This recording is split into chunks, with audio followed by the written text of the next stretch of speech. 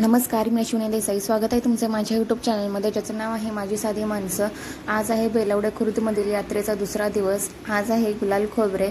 सकाळी लवकर उठून आंघोळ केल्यानंतर मंदिरात आलो, दर्शन घेतलं, गुलाल खोबरं टाकलं आणि आमच्या बाळाला आज पायावर घालायचं होतं. बाळ आमचं 2 वर्षाचं झालेलं आहे. ओ दे बाप्पा करून तो बसा. बाळा नमस्कार कर.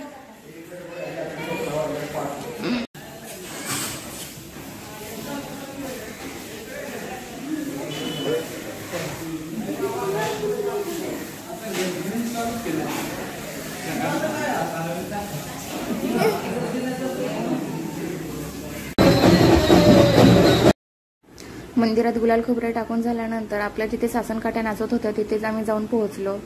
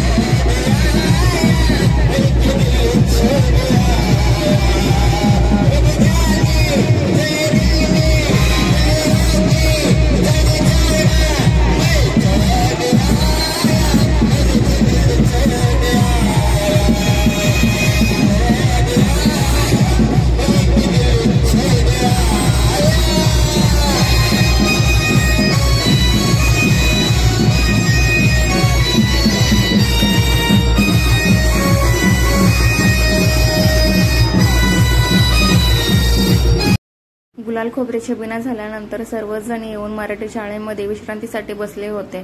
काही जण आदल्या रात्री राहण्यासाठी आले होते, तर जे बाकीचे उरलेले अर्धे लोक होते वाडीतील किंवा घरातील, ते दुसऱ्या दिवशी गुलाल खोबराने छबिनासाठी पोहोचलेले आहेत बेलवडेमध्ये. आज सकाळी आमची माय आणि शुभांगी आलेले आहेत. काही जण रिक्षा करतात, जीप करतात, तर कोणी स्वतःच्या गाडीने येतात. आज सकाळी घरून येताना जेवण आणलेलं आहे प्रत्येक जणाने आणि आता आम्ही यात्रेत फिरण्यासाठी चाललेलो आहे.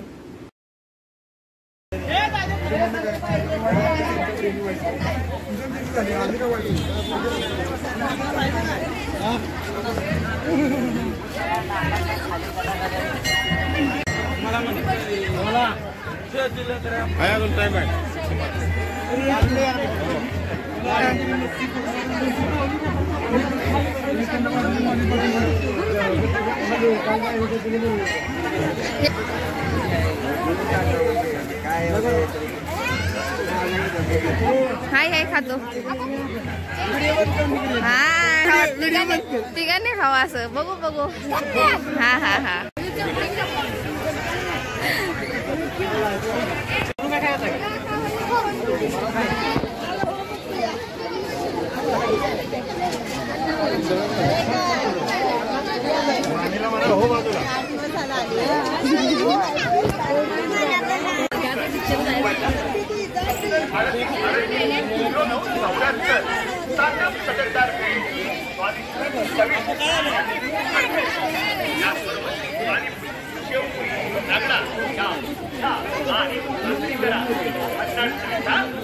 महाराज आनंद म्हणजे ताटम तटकदार भेळ आपल्या दारी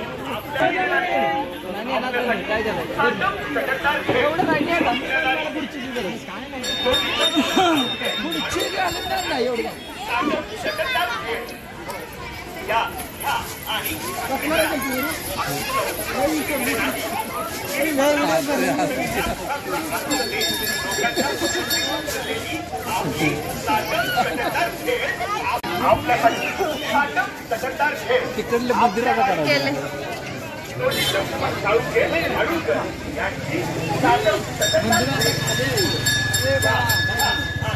मंदिराचं करायला सांगतो. मंदिराचं खाली आहे, आपण जाऊ.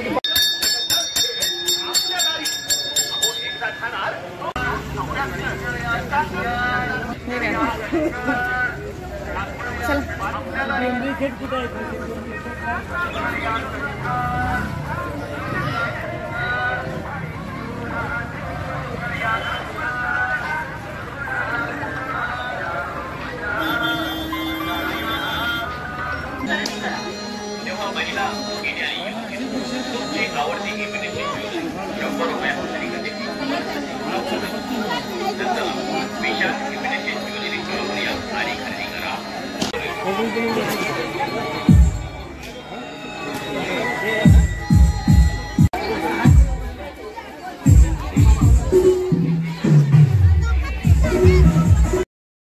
सकाळी बेलजाई देवीचे दर्शन झाले, गुलाल खोबरे छबिना झाला, त्यानंतर यात्रेत सुद्धा फिरलो, प्रसाद घेतला, खाऊ खाल्ला आणि आता आम्ही घरी जाण्यासाठी निघालो काकांच्या रिक्षामधून.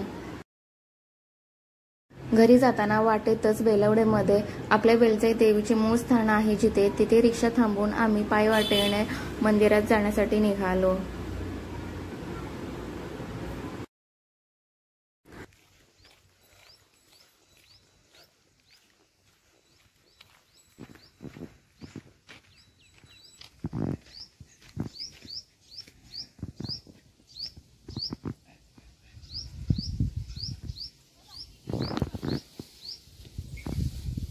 जायचं झालं तर तिथं ठेवून जावा कुणाजवळ तरी, आम्ही येतोच पाठोपाठ.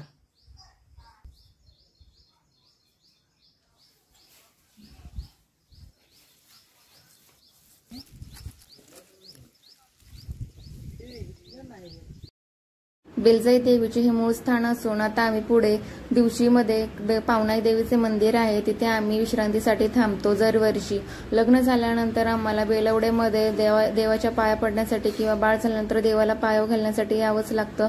त्यानंतर दिवशीमध्ये सुद्धा पावनाई देवीला जावं लागतं. पूर्वीचे लोक होते ते पायी चालत सासनकाठी घेऊन 4 दिवस हा प्रवास करायचे. तेव्हा विश्रांतीसाठी दिवशीमध्ये असलेल्या पावनाई देवीच्या मंदिरामध्ये थांबायचे, नंतर तिथून पुढे प्रवासाला सुरुवात करायचे. ती प्रथा अजूनही चालू आहे. इथून आता आम्ही पावनाई देवीच्या मंदिरामध्ये थांबणार, तिथे जेवण करणार. आम्हाला दुपारच होते इथे आणि त्यानंतर आम्ही घरी पोहोचतो.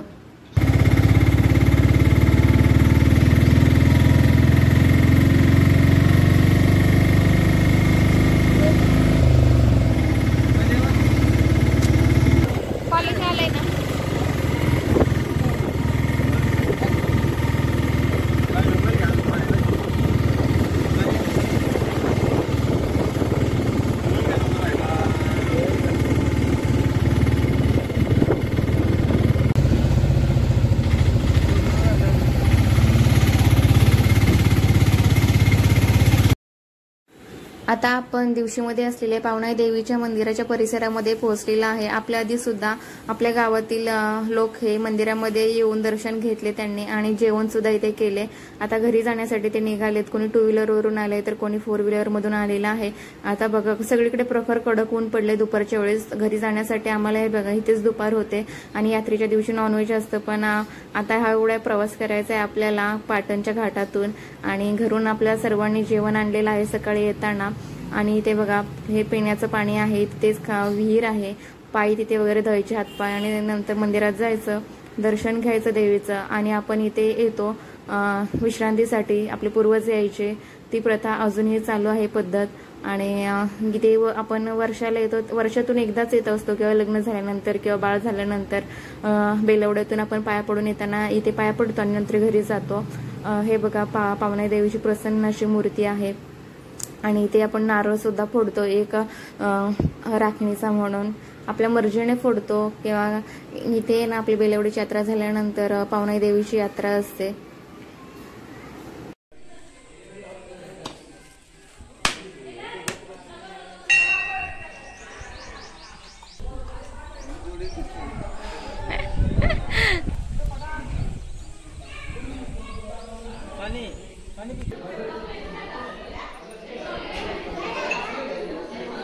डमरू